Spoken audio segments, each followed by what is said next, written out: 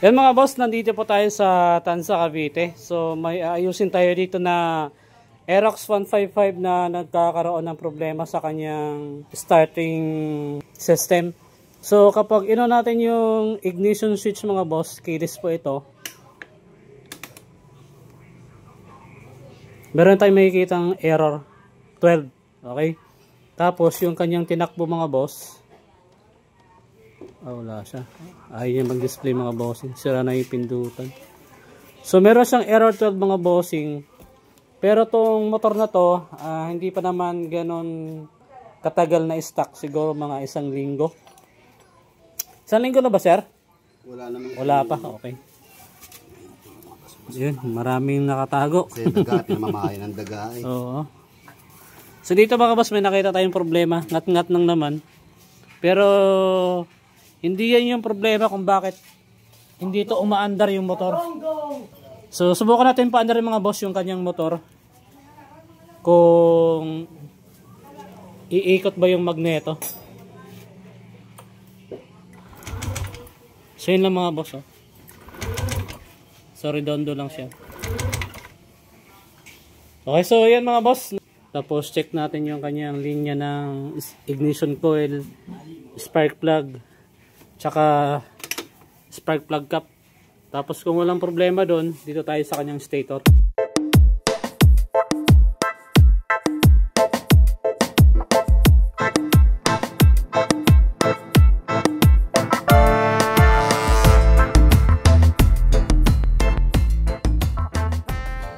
So sa kanyang spark plug mga bossing, wala naman tayong nakitang problema. Tapos dito sa kanyang spark plug cap, malinaw, kitang kita yung tanso mga boss sa loob. Ayan.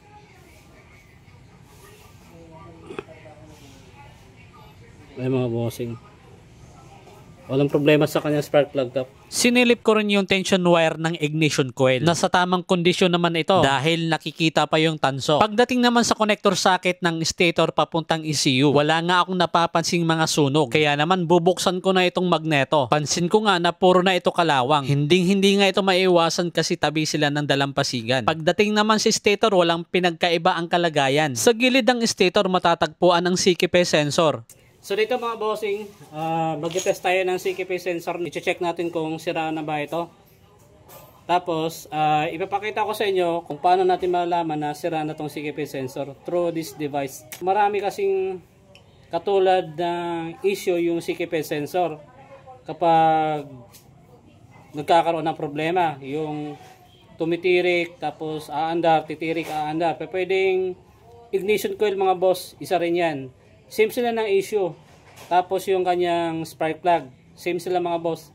Sa pamamagitan ng device ito mga bossing, pwede nating ma-point out yung pinakasira talaga ng motor, lalo na pagdating sa NMAX tsaka sa Aerox.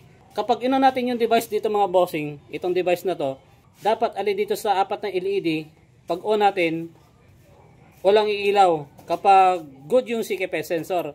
Kapag ino naman natin at merong umilaw, ibig sabihin yung CKP sensor may problema. Pwede naman siyang aandar pero hindi natin malalaman kung kailan siya masisira. Aandar pa naman siya pero yung assurance na kailan siya bibigay hindi natin alam. So dito mga boss, malalaman natin kung pasira na or sira na talaga yung ating CKP sensor. So kailangan natin ng power supply mga boss. Positive negative lang naman to. Ilagay natin sa battery.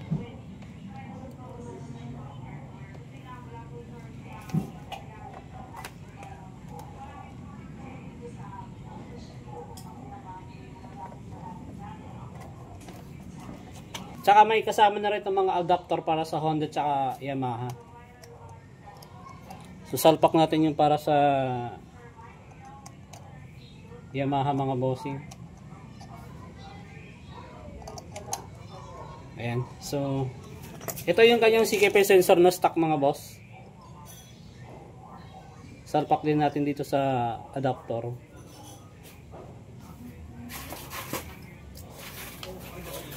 Okay, so yan. So kapag may problema mga boss, pag on natin ng device, iilaw. Pag in-on natin walang ilaw, ni isa, Ibig sabihin yung CKP sensor na yan, walang problema. On natin. Yun, ilaw lahat.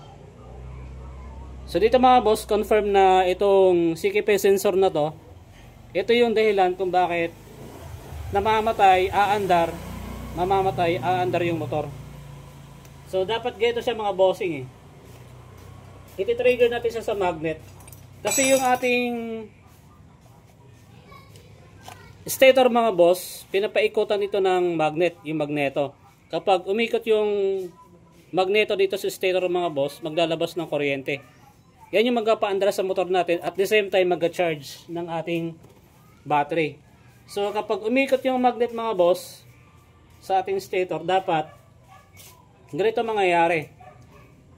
Pag tinusok ko ng magnet itong apat na sensor dito sa ating CKP, pag nirelease mo, mamamatay yung ating ilaw ng LED dito sa device.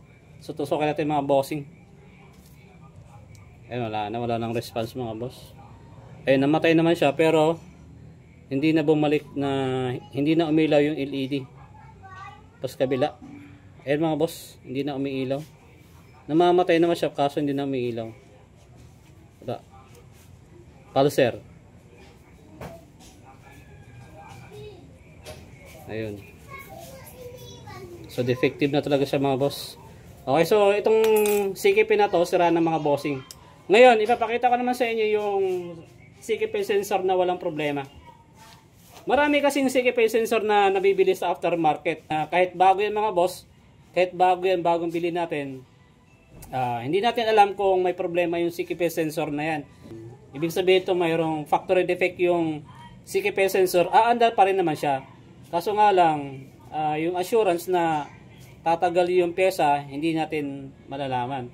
So dito mga boss, susubukan natin itong ating aftermarket na CKP sensor. Ito yung madalas ko na kinakabit sa NMAX saka sa Aerox. Meron din dito mga boss para sa Honda. So salpak ito yung mga bossing. Ayan. So again, kapag inon ko, dapat hindi iilaw yung ating device, dapat walang umilaw.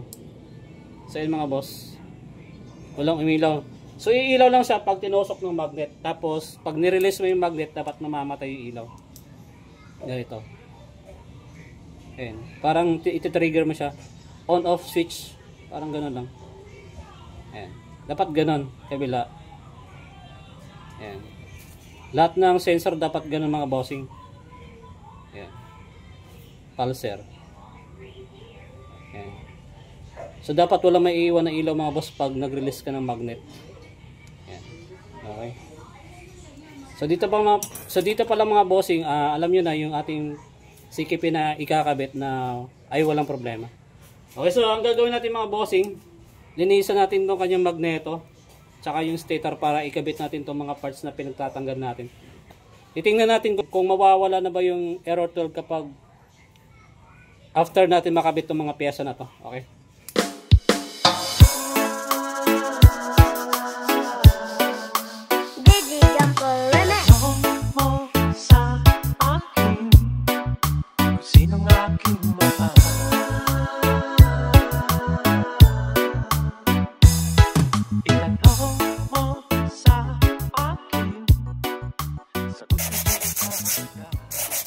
Matapos ko nga malinis yung stator at magneto, sabay pintura na rin ito. Kinabit ko na rin yung CKP sensor. Pagkatapos, binalik sa housing ang stator. Sa mga nagkakaroon ng ganitong problema sa kanilang mga motor at kung gusto nyo magpa-home service mga bossing, mag-message kayo dito sa aking Facebook page. At sa mga naghahanap ng CKP sensor na katulad na kinakabit ko, PM nyo lang din ako. Location ko pala mga bossing dito sa Bagtastan sa Cavite.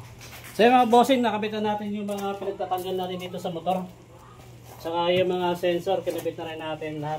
Okay, so ngayon, testingin na natin mga boss kung aandar na ba itong motor. So natin. So kung mapapansin nyo mga boss, andito pa rin yung error 12. And andyan pa rin error 12 mga boss. So subukan natin i-push start. Yun.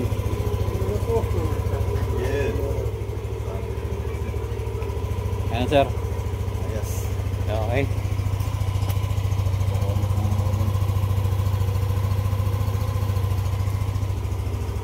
So mga boss, wala na yung error 12 niya. So off natin ulit.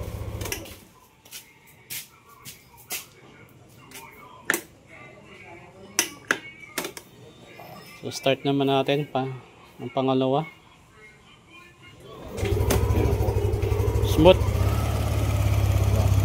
Ayan. Testing mo na, sir. Yeah, okay na yan. Okay.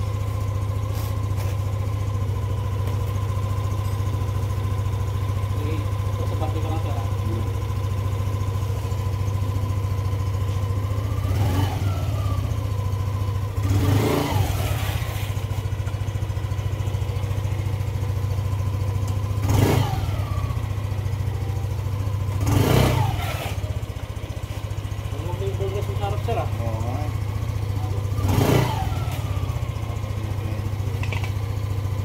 Bowleries ba yun, sir? So yung mga boss, okay na yung motor ni sir. CKP sensor lang yung problema. So okay pa naman yung spark plug niya, spark plug cap, ignition coil, tsaka yung wirings.